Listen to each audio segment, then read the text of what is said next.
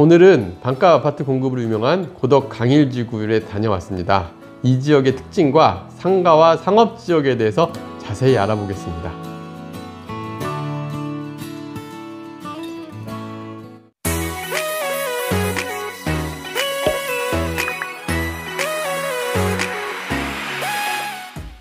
안녕하세요. 월세고수TV의 최영식입니다. 네, 오늘은 고덕 강일지구로 다녀왔는데요. 네네. 이곳의 현황에 대해서 알려주세요. 네, 이번에 이제 고덕 강일지구 특히 반값 아파트로 많이 논란이 되고 있었죠. 반값 아파트는 사실 이명박 정부 시절에 그 토지는 시에서 소유하고 임대로 하면서 우리가 건물만 보유하는 그런 형식으로 아파트 가격을 건물값만 내고 들어간다 해서 반값 아파트라고 합니다. 그래서 뭐 20평대 3억대에 분양한다 하고 이번에 고덕 강일 2지구에서 그 분양이 이루어집니다. 특히 3블록이 이루어지는데 일단은 고덕 강일지구 전반에 대해서 설명을 드리고 오늘 사실 이 이슈를 고덕 강일지구를 다녀왔던 이유는 물론 반값 아파트 이슈도 있었지만 저희가 월세고수TV의 취지에답게 어떤 이슈가 있었냐면은 최근에 금리 상승으로 인해서 그 고덕 강일지구 단지 내 상가 입찰이 있었어요. 근데 여기에 단지 내 상가 입찰이 대규모 이제 뭐 유찰이 됐다 그래가지고 거기가 뭐 고금리 때문에 됐다 이런 내용이 있어서 고덕 강일지구를 좀 돌아봤습니다.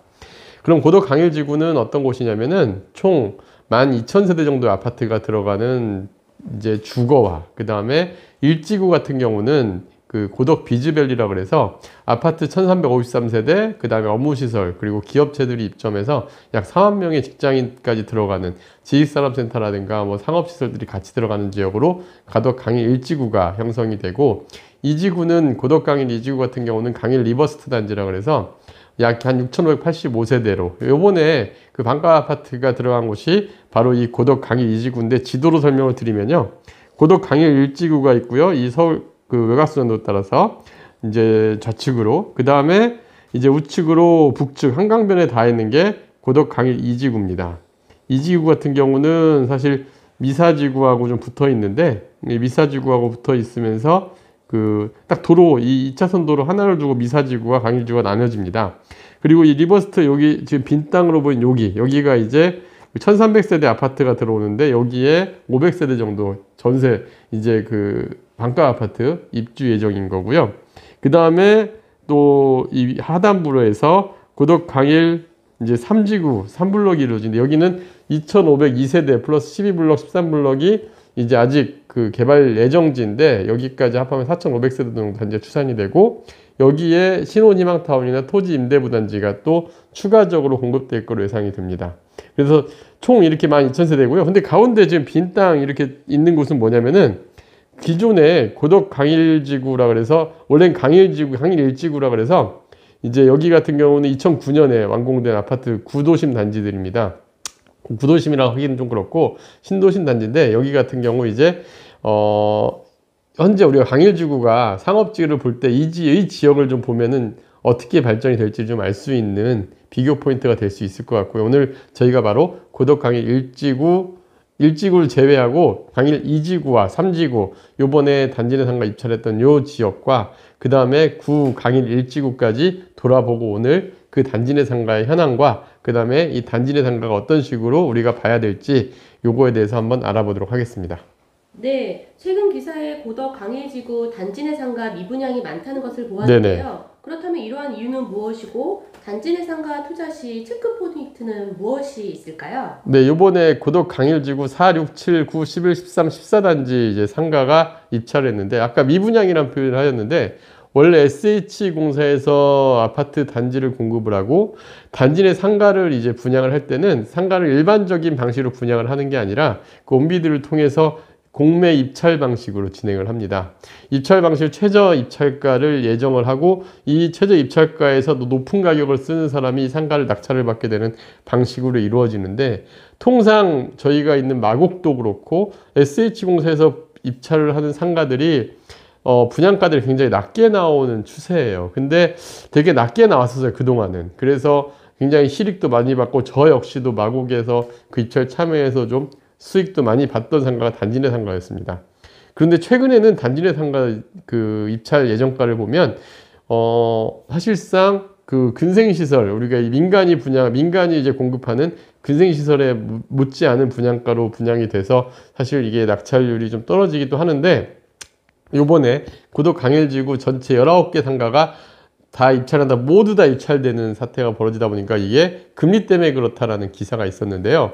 실제로 금리 때문에 그런지 현장을 가서 보고 이게 금리 영향인지 아니면 물건의 영향인지를 좀 제가 판단을 해보고, 그 다음에 오늘 이 체크 포인트를 들어보시면은 여기가 이 물건을 어떻게 단지 대상으로 우리가 봐야 되는지를 좀 자세히 알 수가 있을 것 같습니다.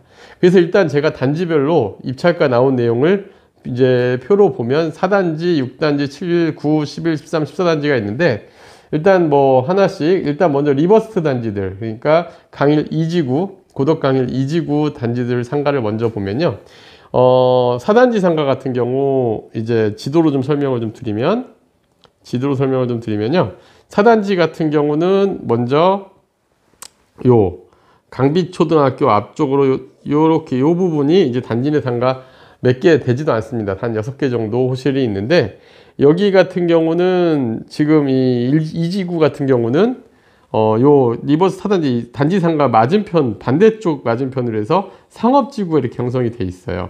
이 상업지구가 이제 학원과 병원과 같이 이제 상가들, 근생상가들이 민간이 공급한 상가들이 이루어져 있는데, 근데 이 반대편에 위치해 있어서 사실 여기가 좀 되게 애매한 상가였어요. 그래서 실제 일부는 이미 주인이 있고 분찬이 안 된 이제 2개 호실이 입찰이 나왔는데, 요번에 입찰에 나온 상가하고 딱 동일한 면적대 임대 시세가 얼마에 나와 있냐면 2천에 130, 3천에 120에 실제 매물이 있는 걸 확인을 했습니다. 근데 아직 그게 공실이더라고요. 근데 이게 지금 현재 입찰가 기준으로 보니까 한 6억 정도 입찰이 돼 있더라고요. 그러면 실제 수익률, 초임대료 기준으로 맞춰보면 3.2% 정도 수익률이니까 유찰이 될 수밖에 없는 상황이었던 거죠. 그러니까 단지 상가라고 해서 무조건 좋은 게 아니라 요 상가를 보면서 우리가 어떤 상가가 좋은지를 한번 비교를 해봐야 됩니다.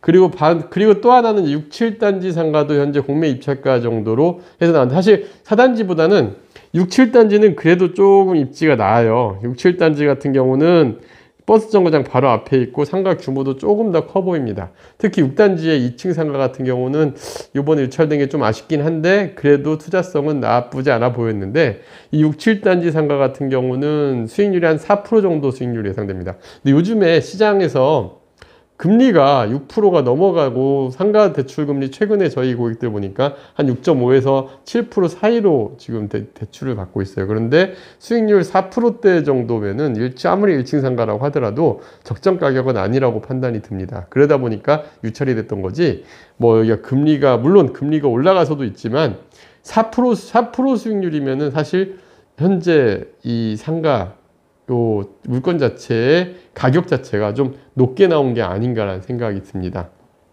그래서 여기 지금 보면은 제가 봤을 때 요번에 입찰 나온 상가들하고 딱 비교해 볼 수 있는 게 이 강동 리버스 8단지 단지 상가가 있는데, 여기는 이미 다 분양 주인이 다 있어요. 그리고 여기는 실제 임대도 잘 맞춰져 있습니다. 임대가도 상당히 높게 형성이 돼 있는데, 여기 같은 경우 왜 그러냐면 이 기존의 근생상가, 우리가 학원가하고 같이 맞물려 있는 요 상가하고 딱 붙어 있는데, 여기 같은 경우는 근생상가 임대료 그대로 반영이 되고 있어요. 그래서 6, 7, 8단지를 보고 근생상가를 보면 다음 편에서 이 근생상가에 대해서 이 지구와 이쪽 지역과 그 다음에 기존의 이제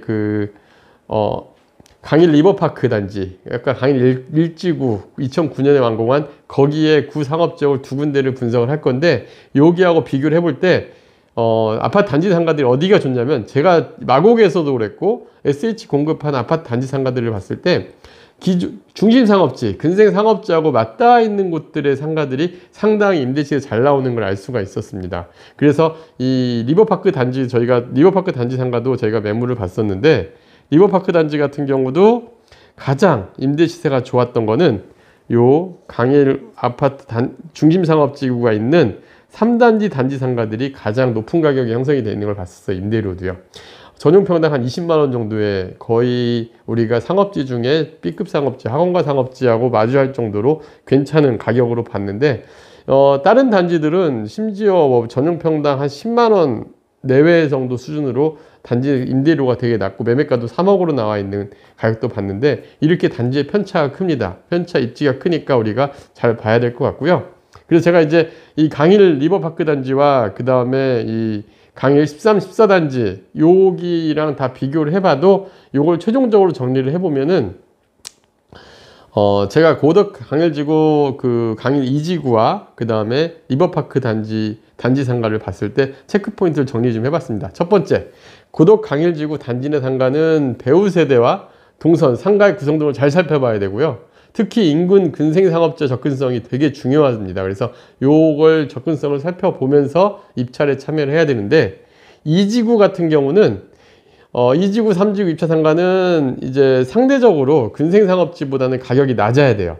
실제로 임대료가 낮게 형성이 됩니다. 아무래도 규모도 작게 형성이 돼 있고, 그 다음에 상업지 대비 좀 낮은 가격을 접근할 필요가 있을 것 같고요. 세 번째는 공매 참여를 한다고 하신다면 만약에 유찰에서 다시 또 입찰이 나올 건데, 리버스트 6, 7단지가 상대적으로 상가형이 잘 될 것으로 보니까 여기에 우선순위를 두는 게 좀 좋을 것 같고요. 그 다음에 3지구는 현재 막 이제 시작 단계에서 근생상업지구, 그러니까 이제 3지구 같은 경우는 아직 13블럭이랑 아직 시작 안 한 단지들이 있습니다. 그 블럭들이 아직 형성이 안 됐기 때문에 상권도 당장이 좋아질 수는 없을 것 같아요. 그래서 3지구에 들어간다 그런다면은 좀 학원 및 병원과 형성될 근생상업지하고 마주보고 있는 11단지 상가가 조금 더 나은 상황이 될 것으로 예상이 됩니다.